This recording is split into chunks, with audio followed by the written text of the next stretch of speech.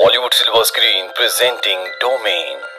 इस कहानी की शुरुआत एक वैज्ञानिक की आवाज से होती है जो बताती है कि इस पूरी दुनिया में फ्लू वायरस फैल चुका है जो कि बहुत ही खतरनाक है, जो इंसानों को चंद ही मिनटों में मार देता है। और अब वैज्ञानिक किसी भी तरह से इंसानों को बचाना चाहते हैं ताकि ह्यूमैनिटी इस अर्थ पर जिंदा रहे। इसीलिए वैज्ञानिक बहुत सारे बंकर्स बनाते हैं जो कि एक दूसरे से बहुत दूर दूर है। बंकर जमीन से 30 फीट नीचे बनेगा जहां पर अगले 70 सालों के लिए सप्लाई होगी।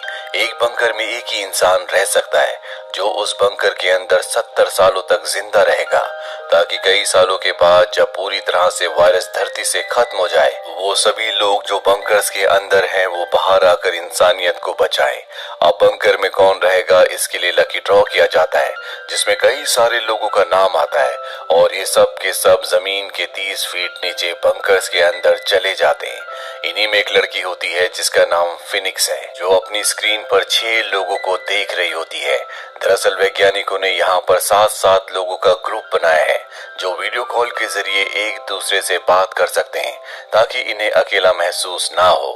फिनिक्स के आगे जो 6 लोग होते हैं उनमें से एक का नाम डेनवर, एक का बॉस्टन, एक का अटलांटा, एक का शिकागो, एक का ह्यूस्टन और एक का ऑरलैंडो होता है। इनके नाम शहरों के नाम पर रखे गए हैं जिसका मतलब ये है कि जिस इंसान को जिस शहर का नाम दिया गया है उसका बंकर उसी शहर में है। इन्हें बंकर्स के अंदर कई साल बीत चुके हैं। इन्हीं में एक आदमी होता है जिसका नाम ऑरलैंडो है जो हमेशा लोगों को डिमोटिवेट करता रहता है। वो कहता है कि बाहर की दुनिया कभी ठीक नहीं होगी और एक दिन इसी तरह से बोलते बोलते वो अपना आपा खो बैठता है। वो सबको बताता है कि वायरस फैलने से पहले मैं एक सीरियल किलर था, मैंने कई लोगों की जान ली है, लोगों को मारने में मुझे मजा आता है। और अब 6 के 6 लोग उसकी ये बात सुनकर शॉक्ड हो जाते हैं। इन्हीं में एक धार्मिक लेडी होती है जिसका नाम एटलांटा है।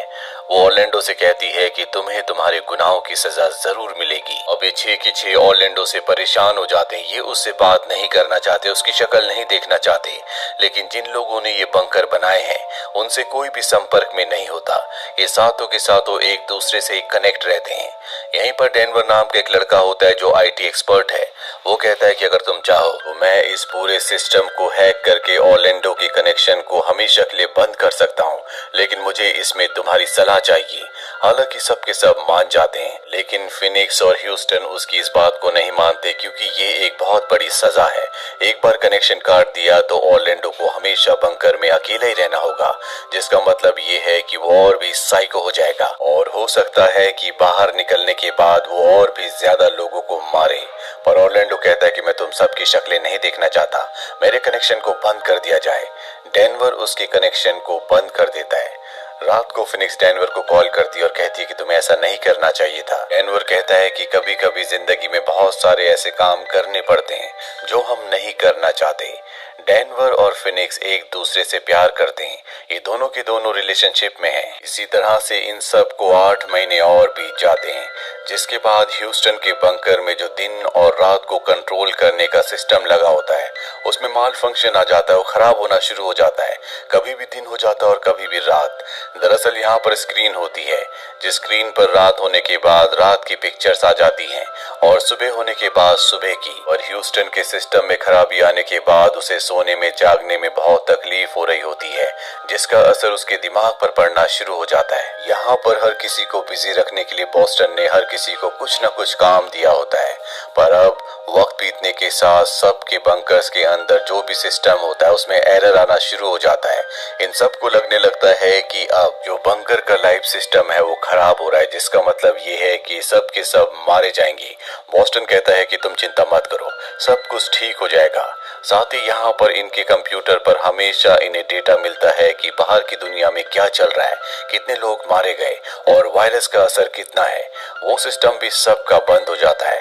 हालांकि ये सब एक दूसरे से बहुत दूर हैं, लेकिन सबका सिस्टम एक साथ ही फेल होता है। फिनिक्स रात को डेनवर को कॉल करती और कहती है कि आज से 8 महीने पहले जब तुमने सिस्टम को हैक किया था और ऑरलैंडो के सिस्टम को बंद कर दिया था, शायद उसी हैकिंग की वजह से सब कुछ हो रहा है। मैं एक बार फिर से सिस्टम को हैक करके ऑरलैंडो के कनेक्शन को ऑन करना होगा, लेकिन डेनवर साफ साफ मना कर देता है। वो कहता है कि ऐसा करना बहुत मुश्किल है।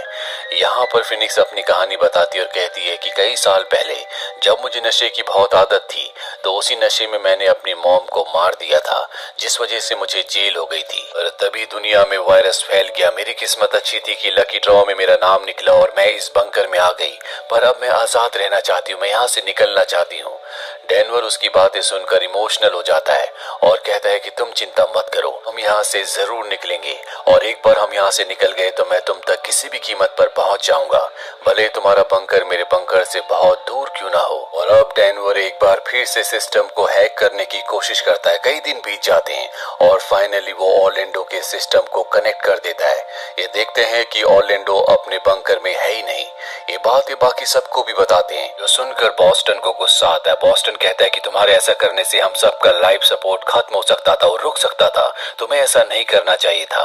और अब फिनिक्स कहती है कि हमें किसी भी कीमत पर ये पता लगाना होगा कि ऑर्लैंडो कहाँ गया। डेनवर एक बार फिर से सिस्टम में जितनी भी उसके कमरे की, उसके बंकर की रिकॉर्डिंग होती है उसे डाउनलोड करता है। ये उस रिकॉर्डिंग को देखते हैं जिसमें इन्हें पता चलता है कि यहाँ बंकर का दरवाजा खुला था और कोई आया और ऑर्लैंडो को अपने साथ ले गया।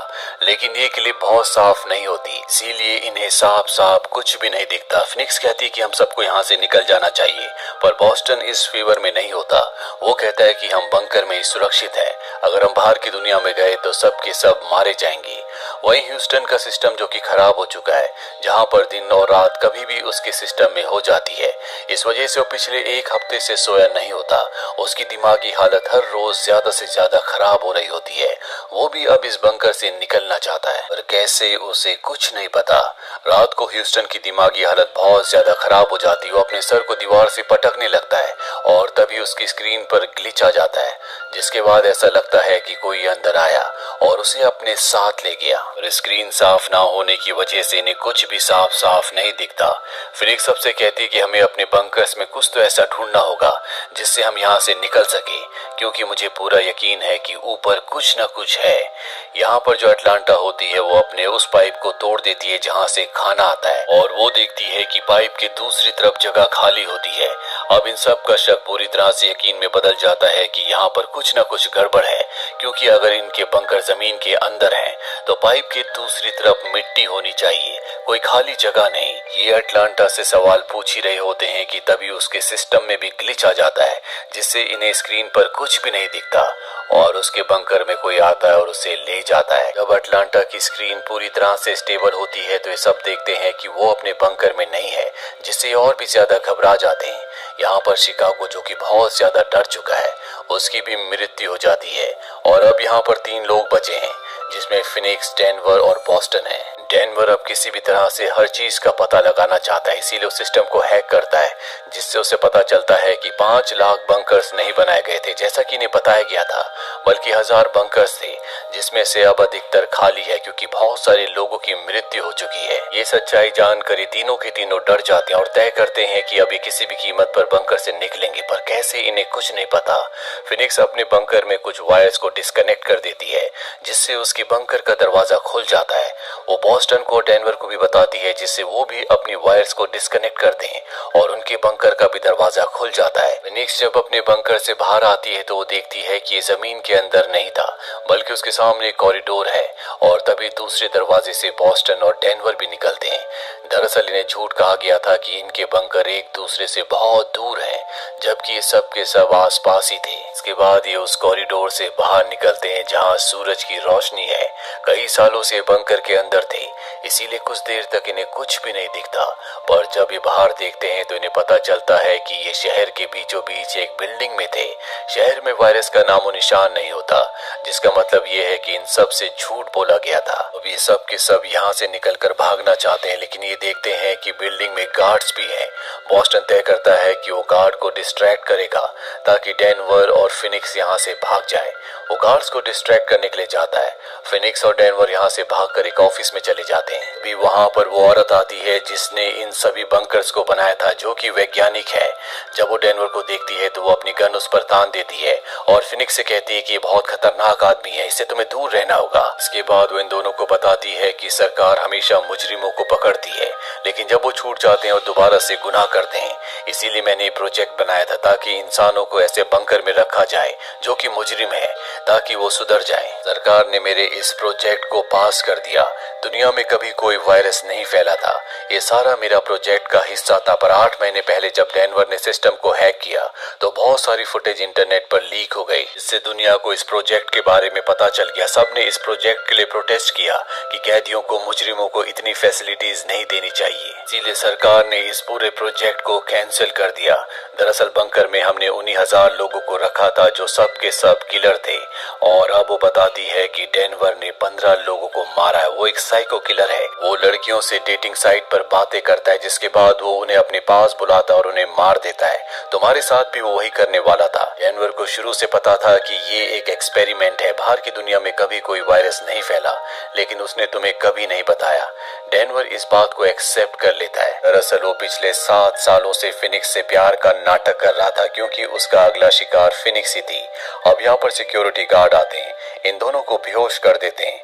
जब इन्हें होश आता है तो ये चेयर के साथ बंधे होते हैं। अब यहाँ पर एक बार फिर से गार्ड आते हैं और इन्हें बाहर ले जाते हैं, जहाँ पर इनके बाकी साथी भी होते हैं। ऑर्लैंडो भी वहीं पर होता है, जो इन सब से नफरत करता है। वो गार्ड की गन छीन कर इन सबको मारना चाहता है, पर इससे पहले कि वो ऐसा करता, गार्ड उसी को मार देते हैं। इसके बाद एक बार फिर से इन सभी को उन्हीं के बंकर्स में वापस डाल दिया जाता है, जहाँ पर ये पिछले 7 सालों से थे। पर यहाँ अब कोई भी फैसिलिटी नहीं होती, क्योंकि गवर्नमेंट ने इस पूरे प्रोजेक्ट को खत्म कर दिया है। ये एक तरह की काल कोठरी होती है, जहाँ पर इन्हें अपनी बाकी सजा को बिताना होगा। दरअसल गवर्नमेंट ने ये प्रोजेक्ट शुरू किया था, जिसमें 1000 कैदियों को, जिन्होंने खून किया था, पूरी तरह से आइसोलेशन में रखा गया, ताकि उनका दिल और दिमाग पूरी तरह से बदल जाए। पर गवर्नमेंट का ये प्रोजेक्ट फेल हो गया, इसीलिए इस प्रोजेक्ट को बंद कर दिया गया। और अब इन कैदियों को जेल में उसी तरह से सजा गुजारनी होगी जिस तरह की सजा इन्हें मिली थी, यानी कि जेल के माहौल में। इसी के साथ ये फिल्म, ये कहानी यहीं पर खत्म हो जाती है। उम्मीद करते हैं कि ये कहानी आपको पसंद आई होगी।